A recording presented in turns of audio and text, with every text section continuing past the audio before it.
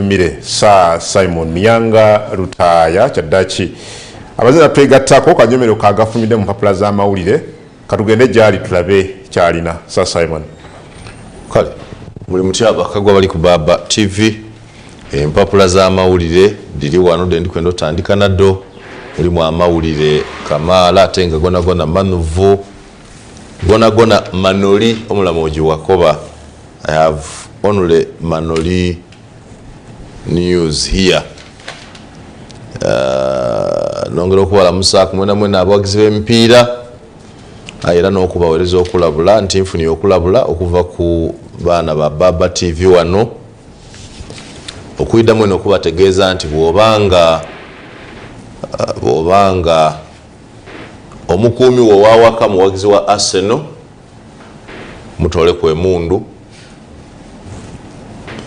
We don't want to have other shootings. We have had enough shootings this week.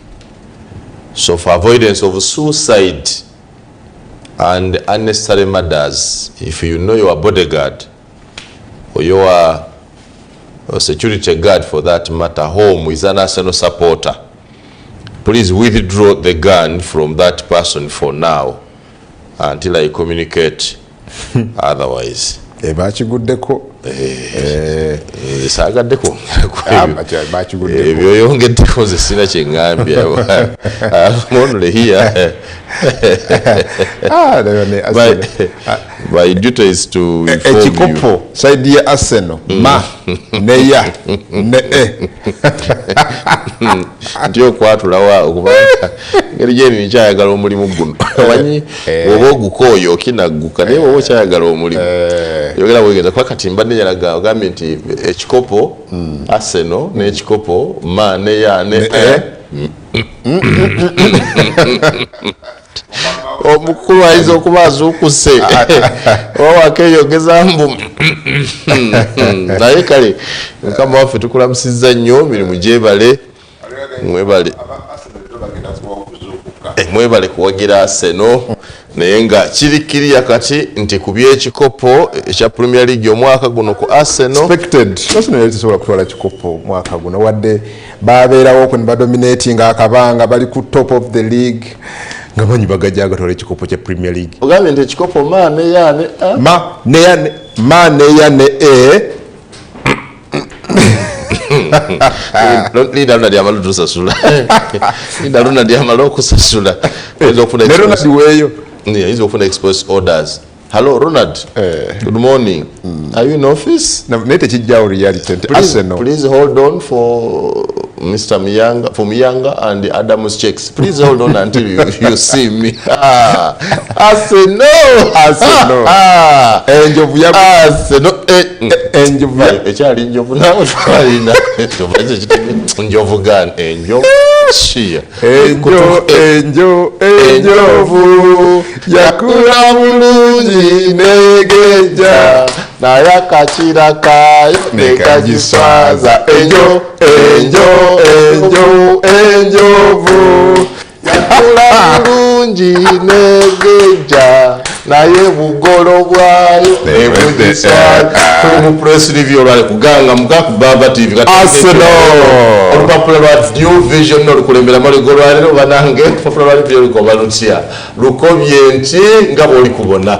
Very interesting news. I have not read anything as interesting as this one, and I think it is what we will have to discuss today. Government launches cheap 3% loan for traders. God. Finally, the government of Mr. William Museveni wakes up to reality. That, even without PDM, can change this economy in no time. Read it again. Government launches cheap 3% loan for traders. The Katale loan scheme to complement Emyoga. This one without PDF, it is the only one. It's the first thing that I have believed and welcomed by this government. This one, if it works, if it is what is written here, Jesus, This is a game changer. The 3%. You see, again today kuchena kugamba kwa Musa Simon. Bintu bibiri kimo kya mukanyo. Ekyokubiri olemedde mu utopia. These are just words. Sure.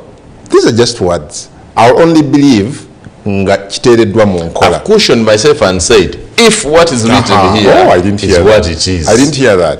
Because ekimu ku bintu, a second, Simon. Ekimu ku bintu byensinga okumanya ku bukulembeze obuliwo nti balungi nnyo mukola policies n'okujja ne ideas empoomu naye practicability yazo. This one can only happen in Britain and USA. Government launches cheap 3% loan for traders. I can assure you, bwe mukola kino ne kituukirira ne bwe muggalawo offices zonna ne muggalawo ONC ne muggalawo NRM secretariat ne muggalawo anything, this ne bwe mutateekawo PDM, this alone, this one, Mr. Museveni osobola okutufugayo emirala 10 because we are getting loans now at 24%. Yes. At 30%. Yes. I think I got a loan the other day at 25%. No, when I got a loan in DFC, this one that they are publishing everywhere, it was at 36%. 36%. 36% from DFC. It was at its highest. You get a loan and it bulges in a way you cannot control. This, if you do how this, I wish they implement it. This is what these Indians they are shooting have been doing. They get out of this country, go to their countries, get loans at this rate of 3%. Come to Uganda and give it out to Ugandans at the prevailing market interest. Imagine. So if they really mean this one should be a point of discussion. How I wish they implement it. How I wish they allow it to work because it's good. But do you see it happen? That's the point. Anti waliwo kiri kyogambye nti boogera birungi byokka okuwulira mu matu ne bakola bibi implementation. This one I need to read it. Kale vision but again tuli mu press release. No, second. Ekira kyenneedaliikiridde tulabyeko wano nga programs wezijja tugeze targetinze category eyaba muyanga lutaya oba ba Adam Kungu ate aba benefiting mu nteekateeka zino in most cases siba muyanga lutaya wesanga aba benefitinze bakungu oba bakozi ba government. So I'm wondering if this rate is intended for traders. Everybody will be a trader. Is a trader. The other issue is now defining. No, we discussed that after. Okay. So kitumalization. Kale. Cop who killed Manelenda captured in Kenya. Ivan Wabwire who killed Manelenda around Otam Bandar. God should really forgive my heart. I tried as much as possible the whole weekend to mourn this Manelenda.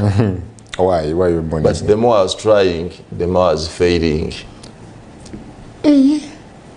Manelendas have ravaged our homes. Manelendas have ravaged business in this country. Manelendas have killed marriages. Manelendas have disintegrated families.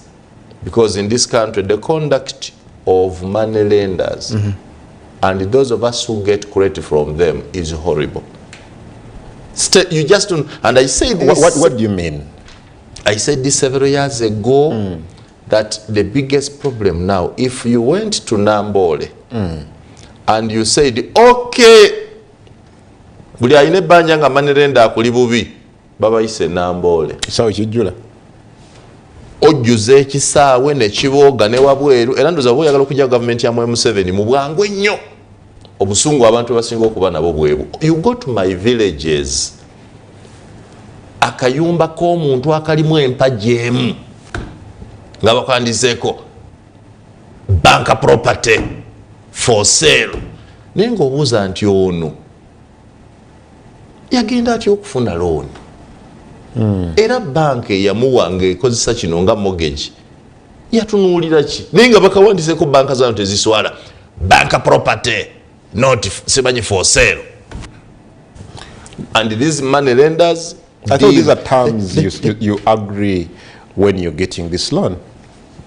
The biggest problem is that because of being desperate, we have even gotten credit on conditions we cannot manage. So why do you blame Number the owner two, of the money? we are not blaming the owners of the money for giving us, but for setting unrealistic conditions. No, but you accepted. You see, now that's the challenge, Sir Simon. If you come to me, I am a money lender, I tell you, okay, oyagala million biri. Zino the conditions zange Of lending the money. of giving you this money. Give me security. Give me security. And then you tell me that write a Willingly, you're not forced. No, you're not forced to do. Adam, you have not gotten a loan. I have got a loan. I've gotten loans on using my logbook, using my land titles, and I've seen when you are getting money, a money lender tells you, do not say that you have deposited security with me. Write that you have sold that property to me. Then you don't go for that. Oh, you don't go for that. Ngatwali bikukutte. Waliwo embeera muba ng'oli disparate nga weetaaga noga nti ekijja kijje naye nga naawe olabira ddala kyotwala tokikola. I'm not saying that abatwala ssente tuli clean. No, we are both bad. Abatwala credit n'abamutuwa. But the issue is government policy. If government was sober, Okay. nega nti okay, money lending is capped at 5%. Or is capped at 7%. Do not go beyond that. But how does the central bank rate stand at 10 or 11%? And then a commercial bank Goes for 30. gives at 30, at 27. And government is just there. It's okay with it. Gaisoling, what call Mrula Moji. You are just there gaisoling. Government is looking. I think eventually, ngabaga nti omwenge gye gukoma okulawo gye gukoma okuwooma. Mwami Museveni ayinza okuwooma ku nkomerero. Bibanga bino bituufu. Because if you gave loans, if you brought here loans at 3%, Okay. those traders basebagala electronics bandibadde tebaagwa. Okay. Bamba baali Muhammad bandibadde bakyali mu business. But people are out of business because of this. And you know what they are doing this? They are fearing the Islamic banking. This government is also bad that when they wanted to bring us Islamic banking, which is interest-free, everybody in the commercial banks, in the government, in finance, We run to is trying to frustrate the introduction of Islamic banking in Uganda. Why? They still want to milk. Ugandans. I see Kasolo here saying this thing. Kali. Minister Kasole minu je muise program weno kunnyonnyola sagala nakusoma byayo ebintu. I've called him so many times on this show because waliwo ebitatambula bulungi mu docket ye. On this show I've called him. Kungusina so Minister Kasole muleke, just leave him. Just leave him. He's not willing to give information to the people. Minister Kasolo is not willing to give information to the people. I have invited him on this show so many times. He has turned it down. Police turns guns on MPs over assault. The Deputy Inspector General of Police, Mwami Kasiga, is here. Read much about what he's saying. Finally, you and I have a loan. I have loans, but the reason I've not been paying these loans, we had no governor Bank of Uganda. What is wali governor? Who did you want me to pay? But Bank of Uganda. What is wali governor? There was no governor. So now, obutaba obwa governor wadde bukulembeza okusasula looni. Yes. Butya. Museveni set to appoint next. In In the new vision of page 10, Museveni set to appoint next Bank of Uganda governor. The candidates here are Atingego, Professor Ezra Suruma, and another gentleman called Chitabire.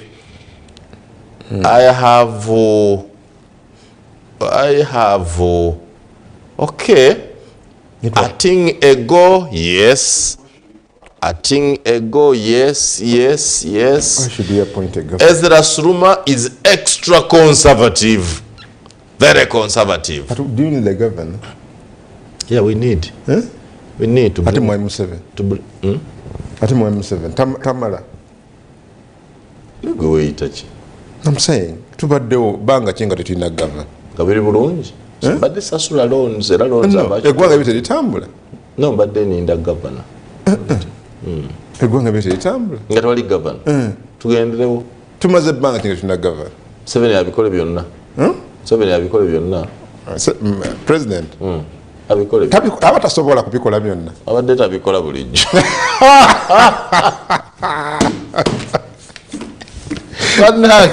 Eggwanga lino ddungi. Somebody is telling me here, we don't need a central bank governor.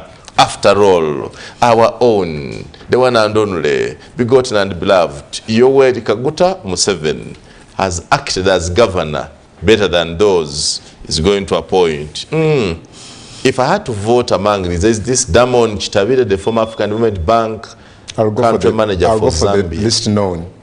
But the least known, Chitabire. Yes. Really? Yes. The other ones, we've seen them and we know what they can do.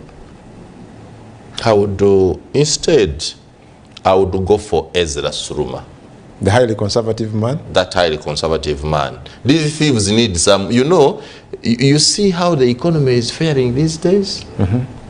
Because there is a new person in finance. There is a Ramadan Gobi somewhere. Yes. Is looking after every thing, trying that's why I say I will go for this other new person.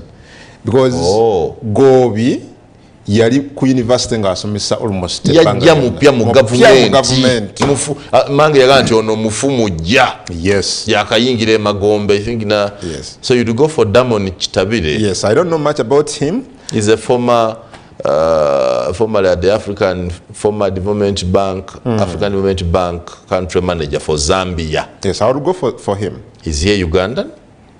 I think he is. I don't know, but I think he is. But I will need to read more about him. Kugamba ife banana baba tola muira bawaswa balunywa poteya muvawala poteya. No, Gobi should remain where he is. Gobi for now. Let Gobi stay where he is. Is tightening things. Is performing very well, by the way. Quietly. One thing he has learned is that while you are walking, you don't talk. Kale tugende mu Daily Monitor afulumye nchayo na kolwalero. Daily Monitor bwati bwafananye ku mugukiriro embozi nyingi eziriko ngabulaba awo. This is Daily Monitor olupapula lw'Olungereza olw'obwannannyini olufuluma buli lunaku buli kumakya. Lukulembeze eggulire ligamba nti car tracking deal runs into trouble. Car tracking deal runs into trouble. Byaganda bya deal kakati car tracking deal eri mu bizibu ki? Olupapula lwa Daily Monitor lubireese how killer policeman was tracked and arrested. Bakulaga omwami oli wabwire eyakwatiddwa aba flying squad ne CMI kakati bamukwatidde wa Kenya embozi we eri wano ono ye yasse omuyindi eyayokeddwa olunaku olwajjo. He was cremated, I think that's the word. Olunaku olwajjo ng'enkola y'Abahindu bweri. Tayebwa semwogerere hit out at social media bloggers. Agamba ki amyuka omukubiriza w'olukiiko lw'eggwanga olukulu Thomas Tayebwa right honorable na byayogera ku ba bloggers abagamba ki biri mu Daily Monitor. Police barracks for VIPs have no power and water. Police barracks for VIPs. Police barracks for VIPs teina mazzi teina masanyalaze. Ali kuniyaga. Benda amadi. Mu barracks mbula amadi bali kujaga buti. Habo bajja VIPs in police bazira madi bazira masanalaze balikuwa wata balikwe kwesi bacyanfumbo otyo niga bwenu malu nakululamba bakaddi olunaku befundikira wewe onige inume eyo olunaku lulamba oti nfumbe paka lwolumalaku wajja kale bazira maadi kale biri wano Museveni garbage order receives mixed reactions. Yagiba president ku kasasiro mu kibuga bifunye abantu babyogerako mu ngeri y'enjawulo. He made an order without provisions. If you say put garbage bins in every corner, do these local governments have the money to do that? I don't know. That's always the difference between what Mr. Museveni wants and what really is. That's what we talked about and in the I beginning. have always very nice ideas. Yes, I have stood here and said without apology that I am sure Mr. Museveni does not know what really happens down here. It is far from reality, and deliberately by the people around him, they want to hide it from him. He does not know. He lives in a different world. But how can the president, why should you say that the president doesn't know that local governments have no money? Tezina sente.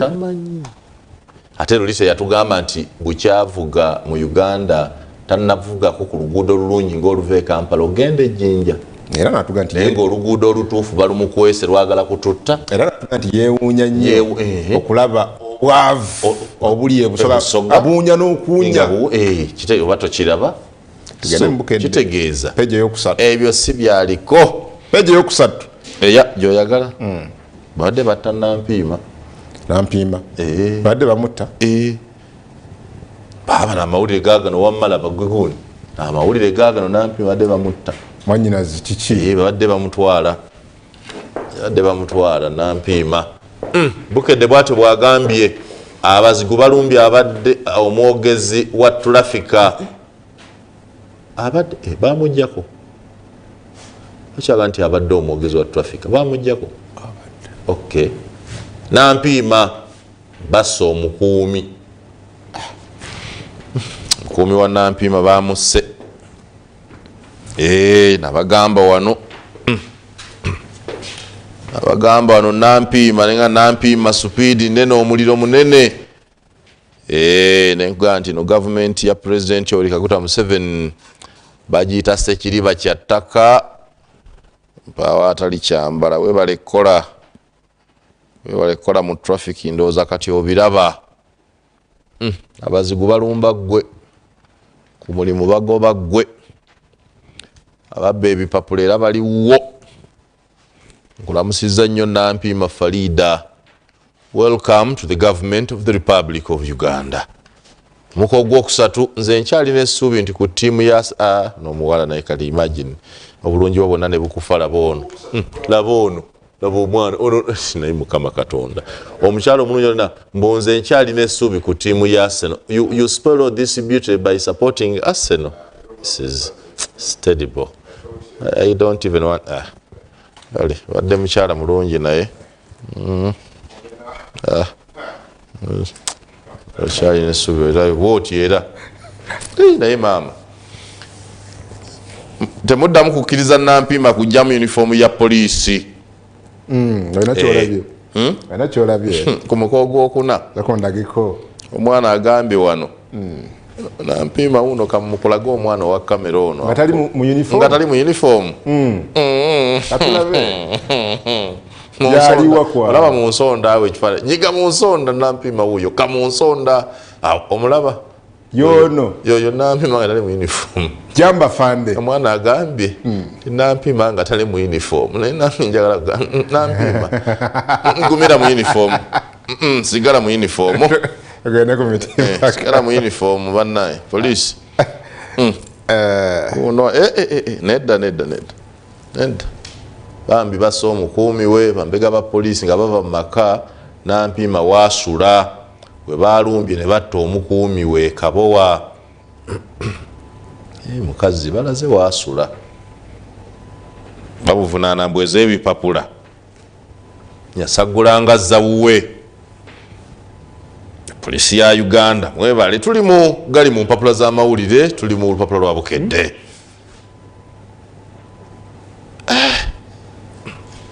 mwana gwe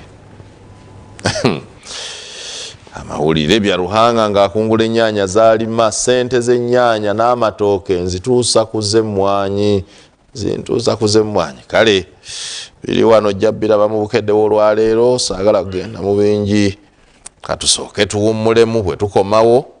Adamu oba ayinayo omutimbagano eyo tubirabe. Agempapula n'emikutu mugangamuka ku Baba TV.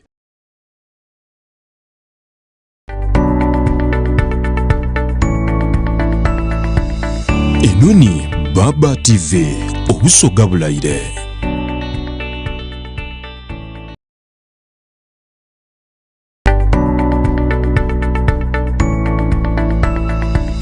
Enoni Baba TV obusoga bulayire.